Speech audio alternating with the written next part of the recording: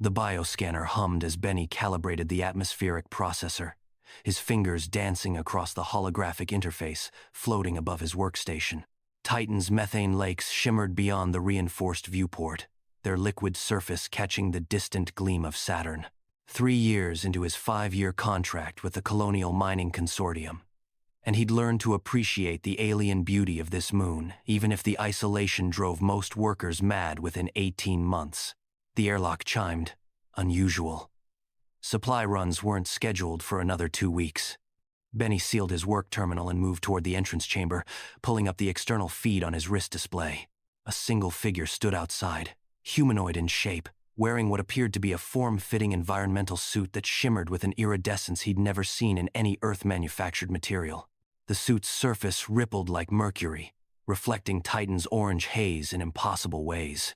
He initiated the decontamination sequence and watched through the triple-layered glass as the airlock cycled through its protocols. Atmospheric pressure equalized, temperature adjusted, nitrogen levels normalized. The inner door hissed open. She stepped through, and Benny's breath caught. The woman was tall, nearly 2 meters, with skin that possessed a faint luminescence like moonlight on water. Her features were sharp, almost crystalline in their geometry, yet undeniably beautiful. Her eyes were the color of deep space, black, but with points of light that moved like distant stars. Her hair, if it could be called that, flowed behind her in defiance of the station's gravity, strands of what looked like liquid silver suspended in constant motion. "Do you know who I am?" she asked, her voice carrying harmonics that shouldn't have been possible with human vocal cords. Benny swallowed hard, his mind racing through every xenobiology briefing he'd received during training. The consortium had made contact with 17 intelligent species across 12 systems, but none matched her description. Still, his mouth moved before his brain could stop it, caught between awe and the kind of stupid humor that came from too much isolation. "The sexiest alien woman alive?" he said. Her eyes narrowed, those stellar points within them swirling faster. "I am Queen Elsa of the crystalline hierarchy.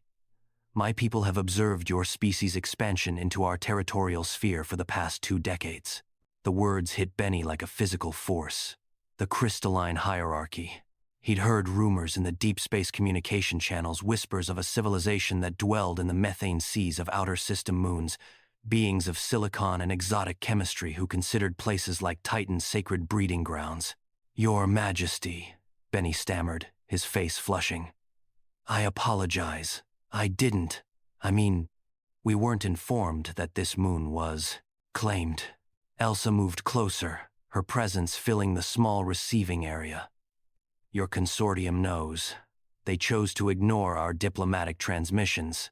They classified our existence as unverified intelligence to maintain their mining licenses." Benny's mind reeled. 3 years. 3 years of extracting hydrocarbons from Titan's surface, processing them into fuel cells, shipping them back to Earth and the inner colonies. 3 years of the consortium, assuring him this was unclaimed territory, that they were pioneers in an empty frontier. "I didn't know," he said quietly. "They told us this moon was lifeless." Elsa studied him with those impossible eyes. "You speak truth. I can read the thermal patterns of deception in your mammalian physiology. You are genuine." She reached out, and her hand, 4 fingers, each tipped with what looked like quartz, touched the edge of his workstation. Data flowed across the screen in characters he couldn't read.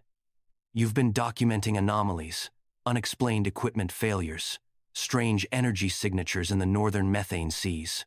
"Yes," Benny confirmed.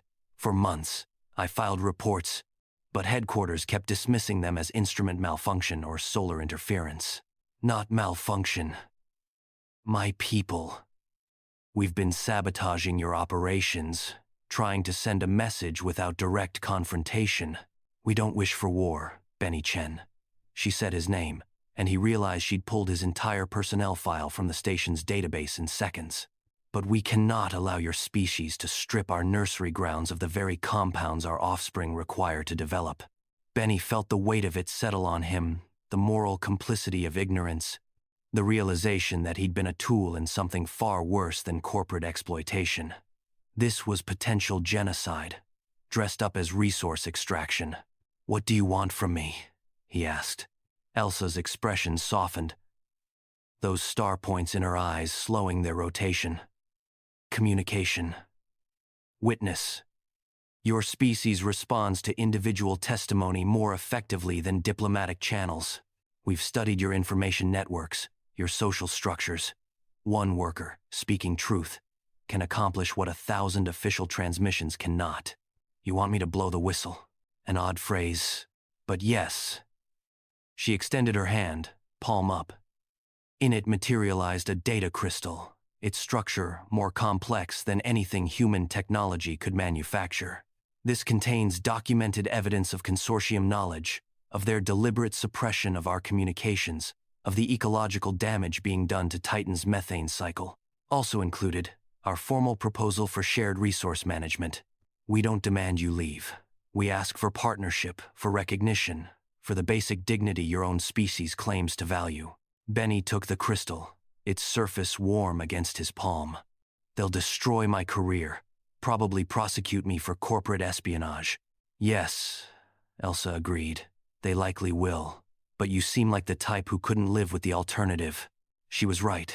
3 years of isolation had taught Benny many things about himself, but primarily this. He'd come to space seeking wonder, seeking meaning, seeking something beyond the grinding machinery of Earth's economic systems. He'd found it, just not in the way he'd expected. "I'll do it," he said. Queen Elsa smiled, and for a moment, her alien features arranged themselves into something that transcended species, something universally recognized. Gratitude, respect, hope. "Then perhaps," she said, "when this is resolved, you might visit our cities beneath the methane seas. We could use more humans who see beauty where they're told to see only resources." She turned toward the airlock, her mercurial suit already reforming for Titan's atmosphere. "Your Majesty," Benny called out. "Earlier, what I said, I really am sorry." Elsa looked back, those cosmic eyes twinkling with something that might have been amusement. "Don't be. In my culture, recognition of beauty is the highest form of diplomatic greeting. You were, perhaps, more correct than you knew." Then she was gone, cycling through the airlock and disappearing into Titan's orange haze, leaving Benny holding the future in a crystal that weighed almost nothing but meant everything. He looked at his workstation, then at the data crystal, then out at the methane lakes that he now knew were cradles of life beyond imagining. Time to make a call that would change everything.